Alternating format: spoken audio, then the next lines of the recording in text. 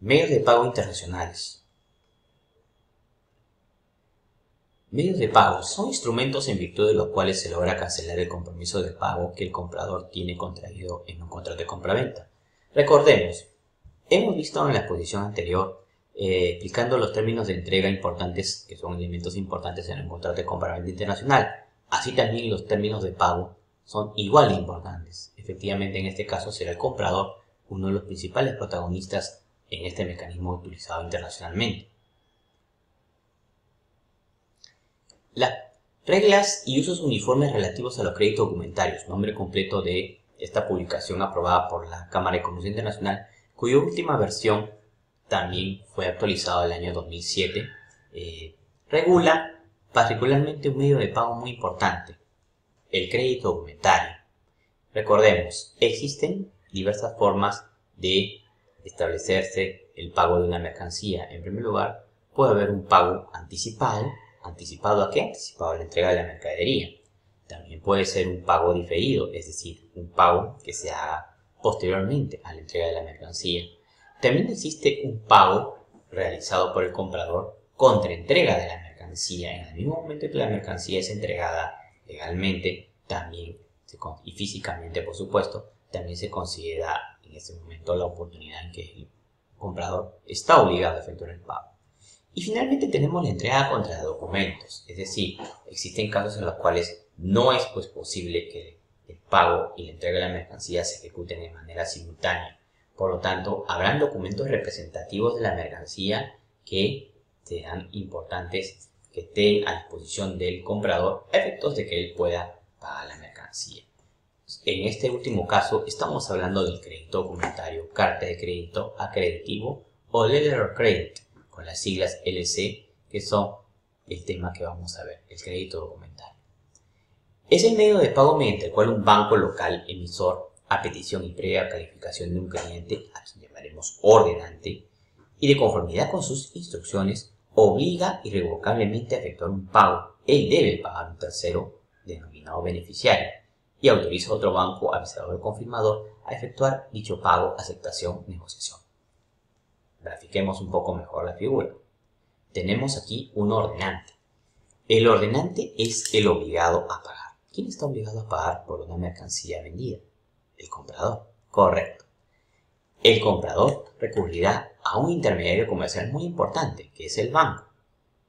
Aquí participarán el banco tanto del comprador, conocido como el banco emisor. ¿Emisor de qué? Emisor de la carta de crédito o del crédito documentario. También participará, además del beneficiario o el vendedor, el banco avisador o el banco confirmador. ¿De quién? Del vendedor beneficiario. Explicamos la figura. Es el importador el ordenante.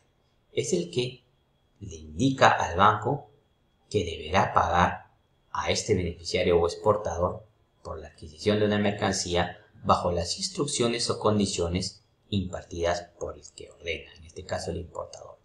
El banco emisor emite todas estas instrucciones en un documento llamado carta de crédito o crédito documentario. Será entonces el banco emisor quien se contactará con su banco corresponsal o con otro banco asignado previamente por el beneficiario de la carta, es decir, quien va a recibir el pago, que es en este caso el exportador.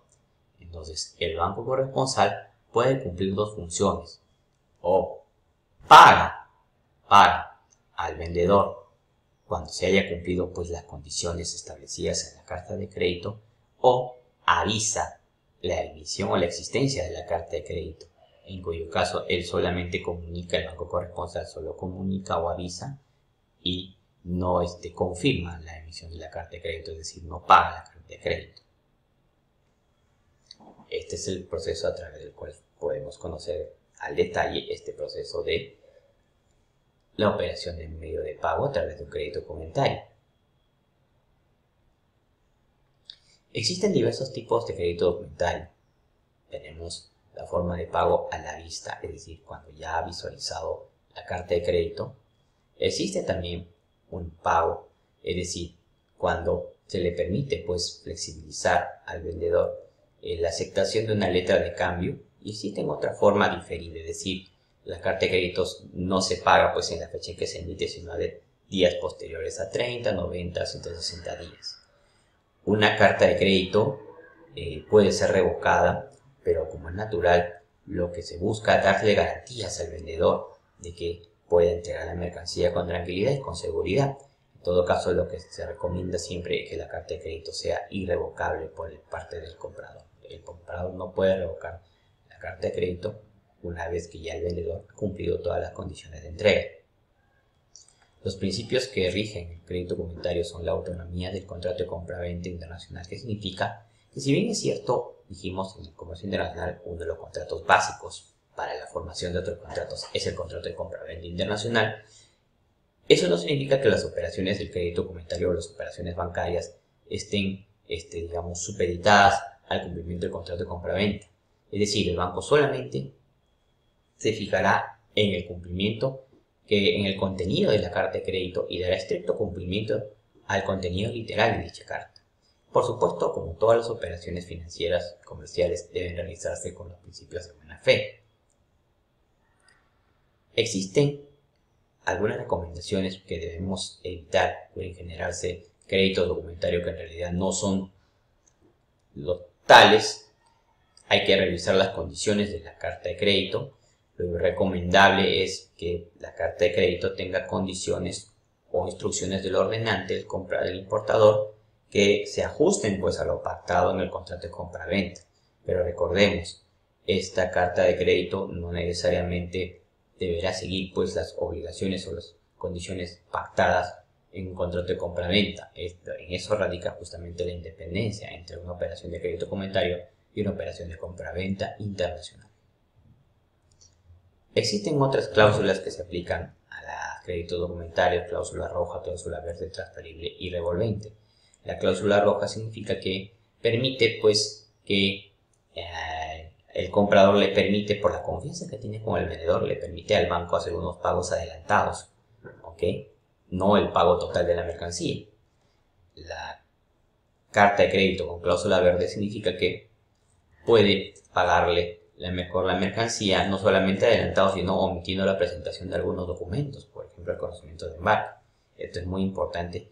Implica un crédito documentario en donde el comprador confía mucho, demasiado. Ha tenido tantas operaciones, entendemos nosotros, que ha generado, pues se ha ganado el vendedor la confianza del comprador al respecto.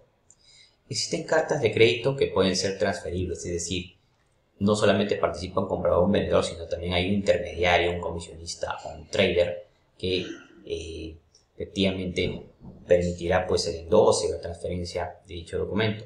Y también existen cartas de crédito revolventes, ¿no?, en las cuales es una carta de crédito que está establecido por un determinado monto, pero es una carta de crédito que se va a ir ejecutando continuamente. Es decir, es una operación bancaria, es una carta de crédito, un medio de pago que va a subsistir en un periodo largo de tiempo, un año, 6 meses, según se haya establecido por el comprador, ¿ok? Y que pueden servir para utilizar, para pagar bastantes envíos o entregas de mercancías amparadas en distintos contratos de compra-venta. Existe también otro mecanismo que es la cobranza documentaria, que es ya un mecanismo, a diferencia del crédito documentario, no es un mecanismo utilizado por el comprador, sino por el vendedor. El vendedor necesita pues efectivamente tener la seguridad de que el comprador le va a pagar por esa mercancía. Entonces, ¿qué hace? Condiciona la entrega de la mercancía. Recordemos que la mercancía no solamente bastará ser entregada físicamente, sino también ser entregada junto con los documentos que amparan a dicha mercancía en el país de importación, que son muy necesarios utilizar. En tal sentido, el exportador difiere por la entrega de esos documentos. La cobranza es el manejo que efectivamente de los bancos, de acuerdo a las instrucciones recibidas por en este caso el beneficiario o el cobrador, que es el vendedor, a fin de obtener el pago o la aceptación del pago o el compromiso de pago o la garantía de que ese pago se va a materializar. Entregar los documentos contra ese pago y entregar los documentos bajo otros términos.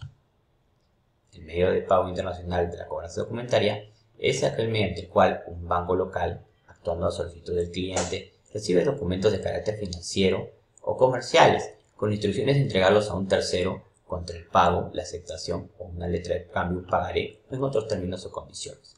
¿Cómo se materializa? Pues una cobranza documentaria. El vendedor le comunica al banco remitente, ¿ok? Así también al banco que va a cobrar en la sucursal ya en el país del importador, que en tanto el cobro no se haya materializado, efectivamente la factura, el conocimiento de embarque, el documento requerido para una importación, si se está exportando, por ejemplo, espárragos, requieren una certificación, un registro sanitario de SENASA de Perú. En todo caso, todos esos documentos no serán entregados hasta que el comprador cumpla a satisfacción del vendedor el pago pactado en la compraventa internacional. Existen dos tipos de cobranzas: cobranza simple y cobranza documentaria. En la cobranza simple, el exportador remisa los documentos comerciales del importador a través de bancos, paga y desonera sus mercancías, mientras que en la cobranza documentaria, el exportador remisa los documentos más las letras de cambio para la aceptación del comprador. La presentación tiene una serie de contenidos que pueden ser pesados, pero es importante considerar los términos y los riesgos que pueden generarse en cada una de estas operaciones. Así también grafica la transferencia bancaria y las características de la transferencia bancaria, que no son otra cosa que el momento en que se manejan cuentas bancarias del importador y del exportador, en las cuales se materializan o se canalizan las operaciones de manera rápida y según los horarios y condiciones establecidos por los bancos que participan en estas operaciones de transferencia. Transporte internacional marítimo.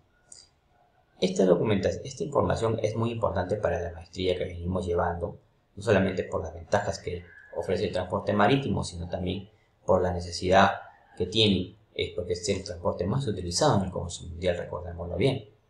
Pasamos entonces a analizar este tema tan importante con el cual cerramos el curso de comercio exterior en esta maestría. El transporte internacional, en primer lugar, debemos conocerlo como la operación mediante la cual se efectúa el traslado físico de mercancías o de personas de un país a otro. Recordemos que en este caso vamos a hablar del transporte de carga. El transporte internacional admite varias clasificaciones y efectivamente existe una según el medio utilizado, que es el transporte marítimo, el transporte por carretera, el transporte ferroviario, el transporte aéreo y otro tipo de transportes. Es la clasificación de transporte internacional más tradicional que podamos conocer. Pero también existen otras formas de transportes internacionales, como por ejemplo el transporte que se utiliza, para el cual se utilizan los vehículos transportadores. Tenemos el transporte sucesivo, en virtud del cual una mercancía puede ser transportada por varios transportistas o porteadores, siempre por una misma vía. Puede ser solo una vía marítima, solo la vía aérea o solo la vía terrestre. El transporte superpuesto es cuando el transporte, por ejemplo, marítimo, el transporte marítimo, por ejemplo, de vehículos a Perú. Los vehículos que se transportan de Japón se cargan en un buque rolero, roll-on, roll-off, el cual carga pues efectivamente de clase de vehículos y trasladan la mercancía hacia el país de destino. Existe también el combinado. Eso es una frase bien utilizada en la parodia muchas veces. Un combinadito, así como en la gastronomía. Pero en este caso el combinado se realiza transportando una mercancía entre vehículos de distinta naturaleza. Es decir, unos vehículos pueden ser transportados desde la China, en una planta ubicada pues en un lugar mediterráneo de la China, a través de las cigüeñas se traslada hacia el puerto. El puerto lo que hace es recoger pues efectivamente las cigüeñas así transportadas y de ahí se van a Perú, pero tienen por destino final Bolivia, de manera que se desembarcan y se traslada a esas cigüeñas con destino final a Bolivia. Y también tenemos el transporte multimodal, en el cual, a diferencia del transporte combinado, lo que hace es que la mercancía se transporte, pero estamos hablando de una mercancía individual, no estamos hablando de un vehículo como carga suelta, estamos hablando de mercancías que están en un contenedor, por ejemplo. Un contenedor que puede ser utilizado para el transporte marítimo, aéreo y terrestre. Es decir, pueden utilizar varias vías, pero la mercancía viene contenida dentro de una unidad de carga. Eso es lo que se conoce como el transporte multimodal. El transporte internacional efectivamente tiene un impacto directo en las operaciones de compraventa internacional. Existen pues empresas que requieren contar con servicios logísticos para poder desarrollar este transporte. Hay pequeñas empresas que buscan que estos servicios sean prestados también bajo confianza o bajo gestiones de operadores logísticos. La gestión del transporte tiene por objetivo fundamental reducir los costos, entrega rápida, gestión de todas las existencias, embalajes adecuados y suficientes, así como controles sanitarios y otros controles de autoridades aduaneras, portuarias y aeroportuarias. Existen otros criterios en la presentación que permiten conocer cuáles son los criterios para seleccionar el modo de transporte adecuado. Estos criterios los dejamos a su revisión. Existe también actividades logísticas que son muy importantes considerar en el transporte internacional. Primero, la unitarización, que es la carga, el proceso por el cual una carga se coloca pues en una determinada unidad, un contenedor, un palet, es decir, son los embalajes que se necesitan. Una inspección al embarque, efectivamente, sobre todo en países como Perú, se está, tomando bastante énfasis en este tipo de controles o inspecciones. Cumplir con las formalidades aduaneras de manera rápida. Tener un eficiente transporte interno, un transporte de carreteras que en nuestro país es muy importante mejorar. Los procesos de carga y estiva son también muy importantes. Las grúas pórtico, en cierta forma, han permitido facilitar estos procesos, así como también la desestiva y la descarga de estas mercancías en el ámbito marítimo. Así también el monitoreo de la carga y, por supuesto, las mercancías requieren contar con un transporte internacional asegurado. El contrato de transporte, todo contrato a través del cual el transportista se compromete a trasladar una mercancía por las diferentes vías antes mencionadas. Un contrato de transporte requiere la participación de los siguientes elementos o sujetos: un transportista porteador, un cargador, que es el exportador, un consignatario, que es el importador o destinatario de la misma, la mercancía o carga en sí, el servicio de transporte marítimo y, por supuesto, el documento de transporte, que en el ámbito marítimo es el conocimiento de embarque. Existen diversas modalidades de contrato de transportes marítimos: un contrato de transporte multimodal, contrato de transporte internacional por carretera y contrato de transporte marítimo. Veamos el transporte marítimo, que es el que nos ocupa en esta presentación. El transporte marítimo internacional implica el traslado de carga a través del mar de un país a otro. Sus características son el traslado a larga distancia geográfica, ofrece mayor capacidad de carga, es un transporte versátil, es un transporte que la mayor parte del tráfico internacional se utiliza en condiciones de libre competencia. Se puede contratar de dos modos: de manera regular, es decir, un transporte marítimo tiene un contrato con una línea fija, con una trayectoria, una ruta fija. Pero también existen transportes que son contratados de manera periódica a través de fletamentos. El transporte marítimo permite desarrollar un comercio exterior a gran escala y un costo más económico. El marítimo tiene una característica de ser un transporte que ofrece mayor capacidad, mayor volumen de transporte.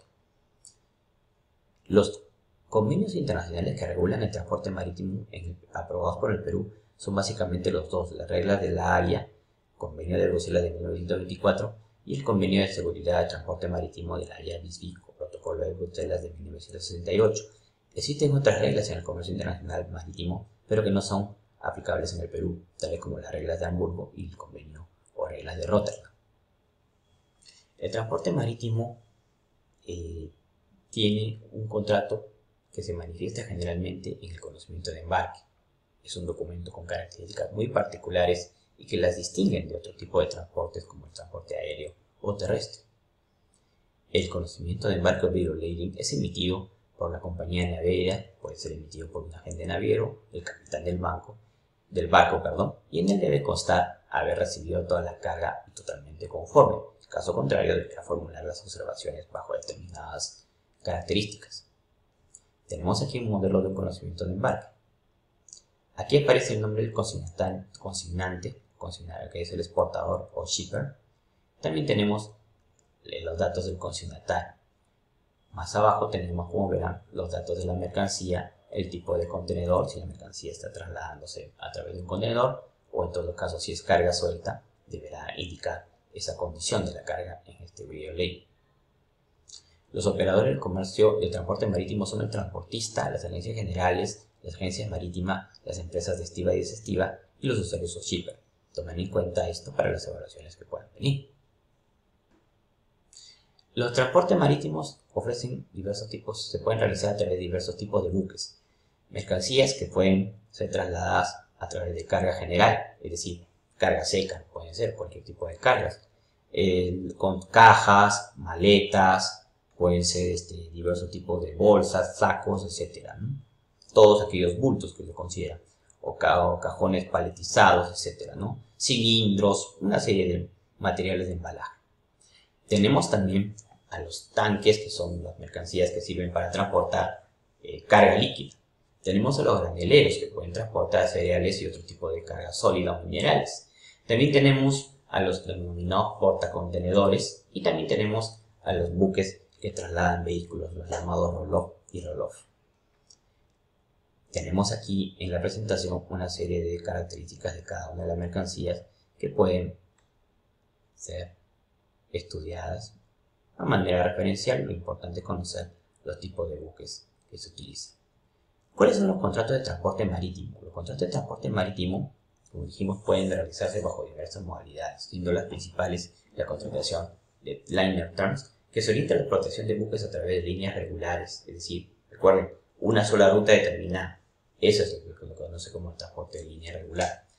Este tipo de transporte es adecuado para la carga de generales y contenedores. Los contratos liner trans pueden también ser contratados a través de organizaciones. Los transportistas pueden, digamos, agruparse, asociarse empresarialmente en el negocio para desarrollar este tipo de operaciones liner trans, bajo tráfico conferenciado, bajo outsiders o bajo consorcios. Pero también pueden haber contratos periódicos o contratos que son realizados esporádicamente. Para este tipo de transportes que no son regulares se utiliza el régimen de fletamiento. Efectivamente, aquí el transportista lo que le importa es para ese determinado viaje desarrollar un traslado en particular, y este traslado no obliga a hacerse o realizarse de manera periódica. Los servicios marítimos que se pueden desarrollar son diversos: vía regular, feeders o agentes no conferenciados, y también a través de trams. Pero bueno, estos aquí son solamente un cuadro informativo.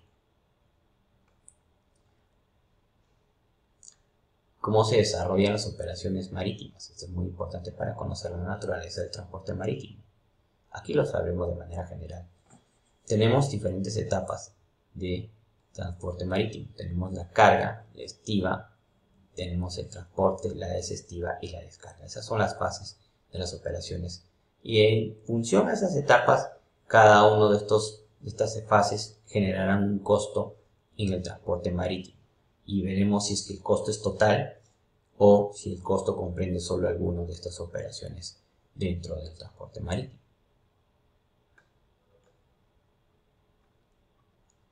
En tal sentido, el transporte marítimo puede ser ofrecido ya sea por un servicio completo o liner terms, que incluya cada uno de los servicios de transporte marítimos explicados en la presentación anterior. Pero también podemos ver en el cuadro otra especie de servicios que se contratan: free in a free now, libre de estiva y desestiva, es decir, comprende todo el servicio marítimo, excepto la estiva y desestiva. Comprende todos los servicios marítimos en el caso de FIOTS, pero solamente no se comprende la carga, no incluye la carga ni la estiva, es decir, ningún servicio de transporte marítimo ofrecido en el país de origen. Así también existe su contraparte, que es el free and out timed, que también no incluye pues otro tipo de servicios. Y acá el free in, que no incluye únicamente los gastos de estiva. Tenemos uno más, nos estamos olvidando, el free out, el cual tampoco incluye pues, los servicios de desestiva en el país de destino. Tenemos aquí finalmente una clase de operaciones que grafican estas modalidades: liner trans, FIO, FI, FO y otros tipos de contrataciones de fletes, que también están graficados en estas siguientes presentaciones. Es importante tomarlos en cuenta para cualquier tema en particular. Muchísimas gracias por mi parte. Por mi parte será hasta una próxima oportunidad. Gracias.